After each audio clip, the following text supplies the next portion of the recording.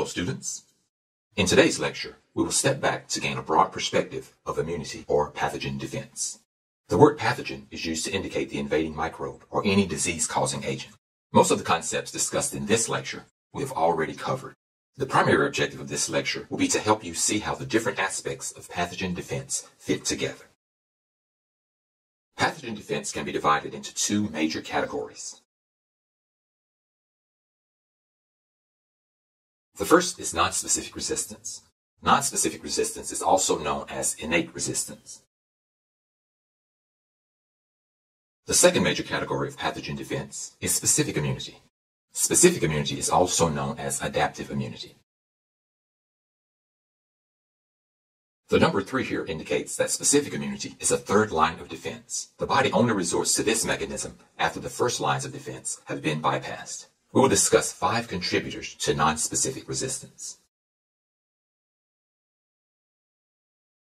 And we will discuss 2 types of specific resistance. Let's show the 5 contributors or mechanisms of non-specific resistance.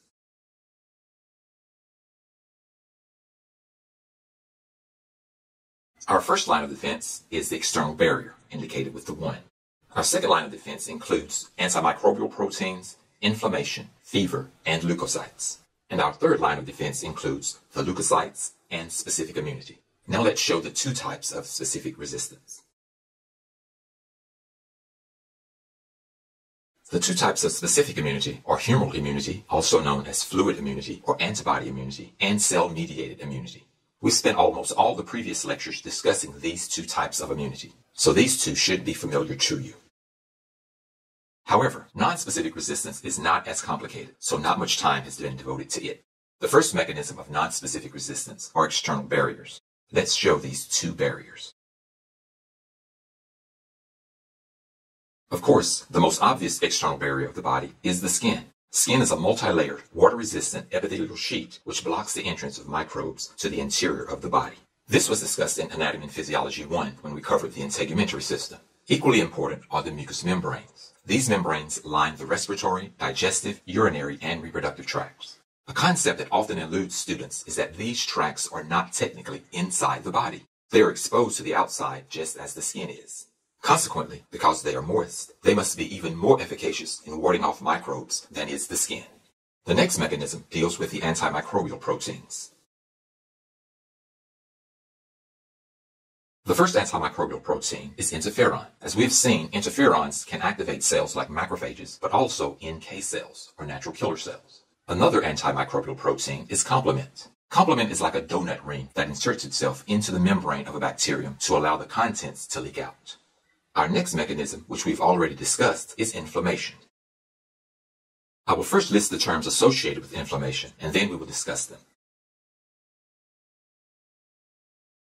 Historically, anatomists have identified 5 cardinal sins of inflammation. The signs can be remembered using the word doctor, D-O-C-T-O-R, with only one of the O's.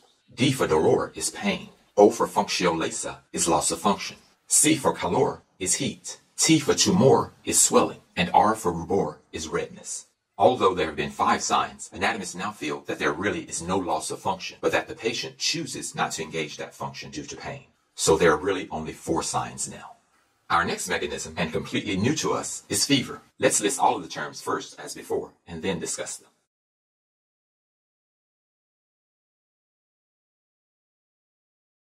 Fever is also known as pyrexia. Of course, fever is an increase in body temperature. A fever helps the body in 3 ways.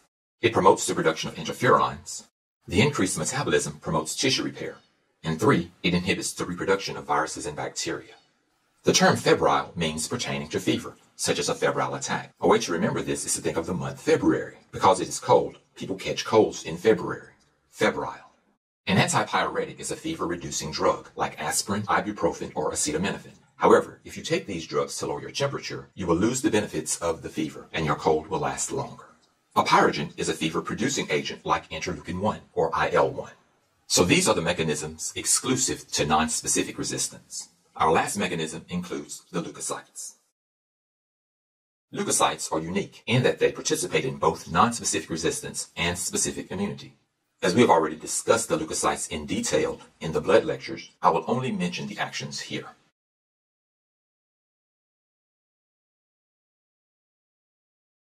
Neutrophils fight bacteria. Eosinophils protect against allergens. Basophils promote vasodilation. Think vasodilation, so that other leukocytes can readily reach the site of infection. Natural killer cells, or NK cells, kill host cells that are infected or cancerous. And of course, macrophages are involved in phagocytosis of microbes. Note here that external barriers are our first line of defense. Antimicrobial proteins, inflammation, and fever are our exclusive second lines of defense. And leukocytes and specific immunity are involved in our third line of defense. Now, let's discuss the mechanisms of specific immunity. We will start with humoral immunity. Humoral immunity is also known as fluid immunity or antibody immunity. The word humor means fluid. With this type of immunity, the pathogen is attacked in the fluids. It is not attacked within the cell. B cells engulf the pathogen and present antigens to T helper cells. Plasma cells make antibodies to fight against the pathogen. The antibody-bound pathogens are targeted by macrophages. Humoral immunity can be categorized using 4 terms: active or passive, and natural or artificial. With active immunity, the body makes the B cells, the plasma cells, and the antibodies. With passive immunity, the body receives the antibodies from an external source, and there is no production of B cells or plasma cells.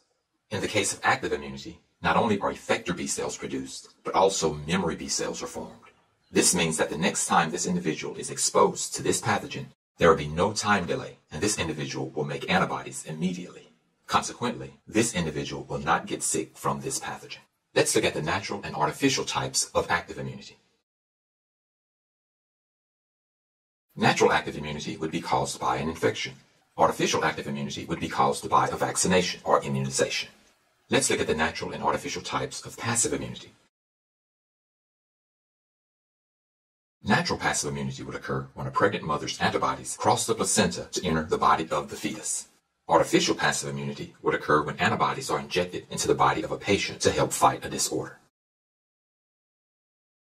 Now let's discuss cell-mediated immunity.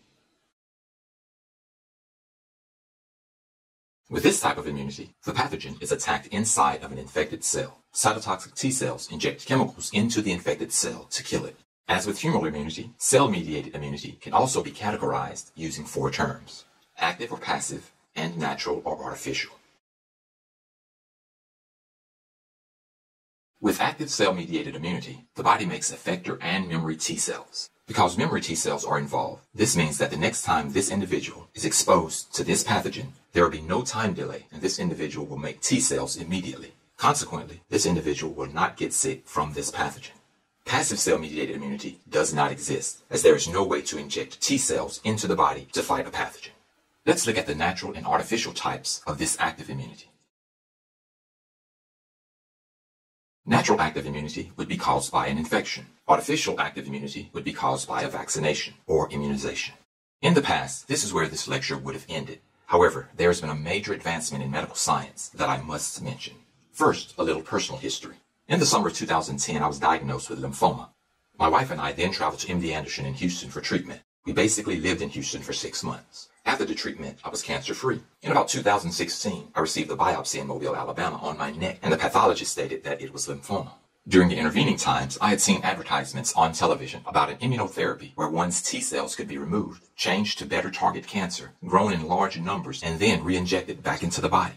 We discussed the situation with my oncologist at MD Anderson, Dr. Frederick Hagemeister, and he stated that the typical treatment included a very involved bone marrow transplant. I asked him about the immunotherapy, but he said that we should wait until the pathology report before we made any plans. I then told him that the pathology report had already been done in Mobile. He then stated, "Oh no, we do our own pathology reports here. We don't accept anyone else's pathology findings. We'll make an appointment as soon as we receive your tissue sample from Mobile, and the report is done." Twan and I, Twan is my wife, left the hospital to get something to eat.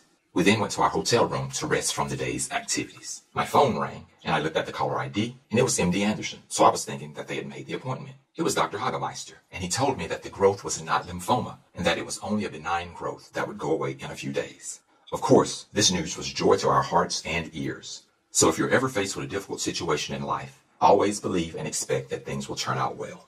The point of all of this is so that you know that medical science now has the capability of injecting CAR T cells into someone's body. This is how it works. Cytotoxic T cells are removed from someone's body. Geneticists then change the T cell receptor to specifically bind to that person's cancer cells. These CAR T cells are grown in large numbers. They are then re-injected back into the patient's body to kill all the cancer cells. CAR T stands for chimeric antigen receptor T cell. So this completes our overview lecture of the different types of pathogen defense. I hope that you've learned a lot.